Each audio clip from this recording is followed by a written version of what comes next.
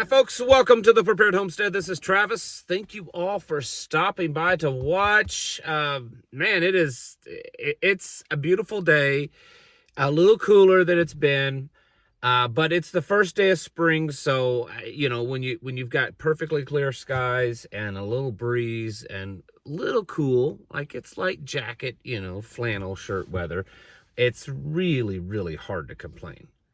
It's hard to find something bad with the weather. Speaking of the first day of spring, it is, well, it's kind of beyond time, but definitely it's time to be thinking about what you're going to be doing this year for planting. What are you putting out for garden wise? Are you going to try to increase the amount of production? What seeds you're going to get? I have a lot of people asking about seeds. There's a link down in the description of a company that we have used for years. I love them. True Leaf Market, great seed company. I love the packaging that it comes in when you buy the bulk stuff, because it lasts a lot longer. But that's a good company to use. But it's a good time for you to be thinking about your gardening, what you need to be doing in that area. Wild foraging, it's gonna be starting to get to the time where real soon, where things are going to start popping up. It's a good time to learn what is growing in your area. You certainly need to know how to identify plants for edible or medicinal all year long, but spring is the best time. So when things start popping up, maybe you're new to your area, get to know the area, trying to identify stuff, because there's always stuff out there that's good. Okay, there's lots of medicine, there's lots of edibles. And for, us preppers and survivalists and self-sufficient people, homesteaders, you probably need to know that too. So it's that season of birth and growth and new and green, and it's wonderful. So today kind of kicks that off with spring. That doesn't mean it's not going to be cold still. Some of you, it's still going to be cold for a while. Here, we'll probably still have a few cold spells that we have to deal with. But I just thought I would mention that because, I'm a gardening nut. I love to get out in it and love to get out in the woods. And so this is really one of the best times to start getting out and moving around.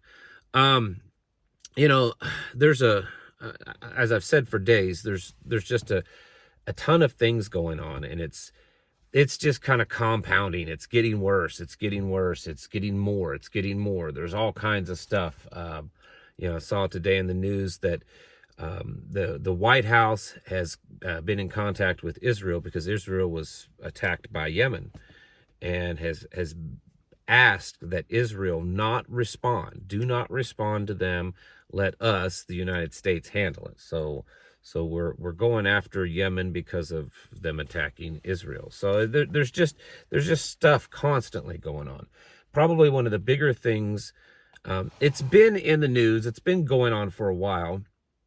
I think it's just now really starting to get legs. I think it's just now starting to get noticed, because I think in the beginning when this was going on, and you'll know what I'm talking about here in a second, most people were just kind of rolling their eyes, like, okay, whatever, well, who cares?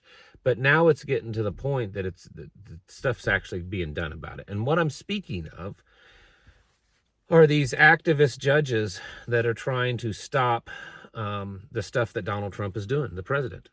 And like I just said, in the beginning, it was like kind of the eye roll thing. Okay, yeah, they're really going to do that. And most everyone with half a brain, at least, realized that most of these judges don't have the authority to rule on the things that they rule. They don't have the jurisdiction, but they're doing it anyways.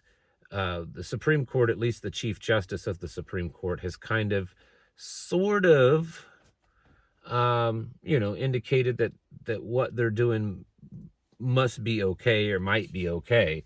And so what I have said for a while when I've mentioned this and a few other things is that we're looking at a potential constitutional crisis, where you've got the judiciary telling the executive that it can't do what it's doing, and the executive is saying, well, you don't have authority over us, and so we're not going to abide by that. And if the judiciary says, I mean, there's no alternative. Where's the judiciary is the one that's supposed to work out who has the authority and who doesn't. And if the White House, the executive, says they don't, and there's this fight, it's a constitutional crisis. There's also something else that may eventually happen, and I know I'm the Debbie Downer of all of it, but maybe some of you would like this.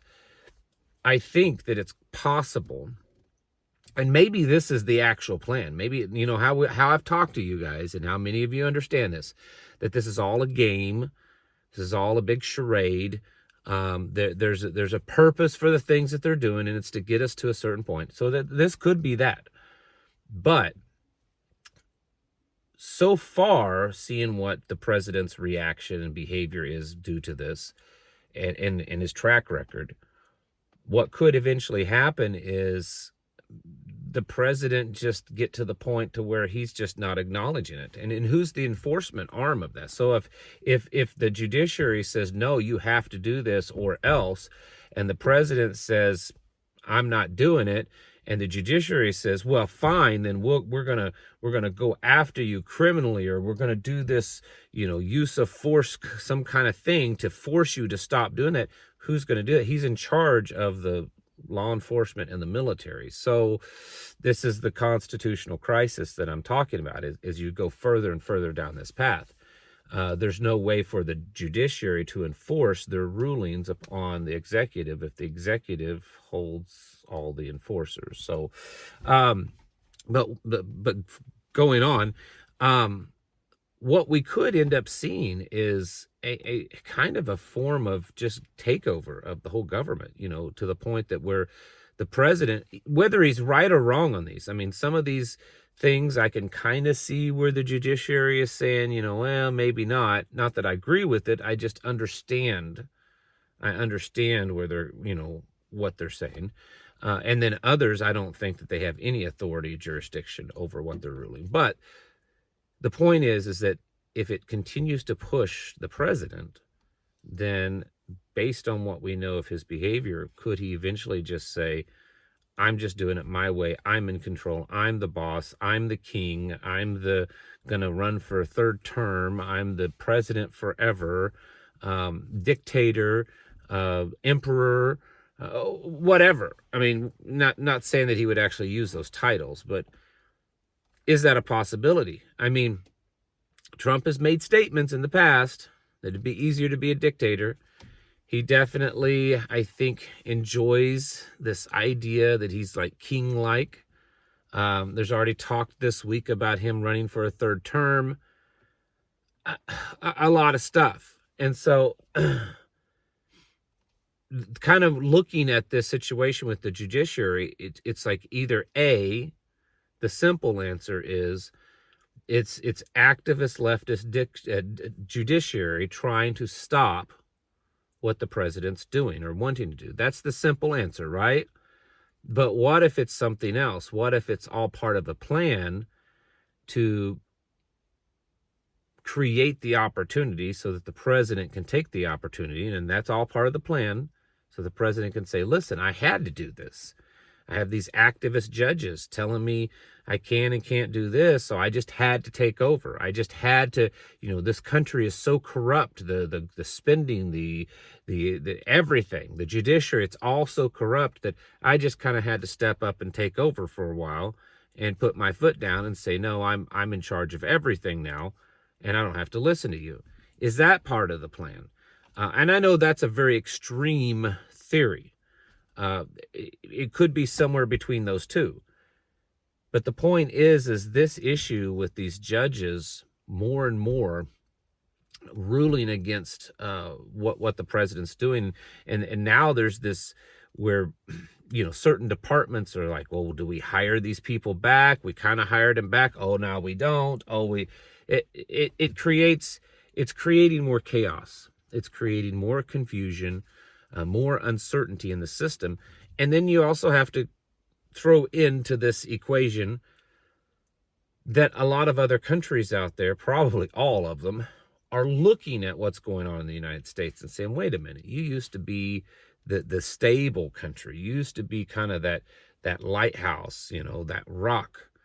And now the stuff you're doing is like Banana Republic stuff.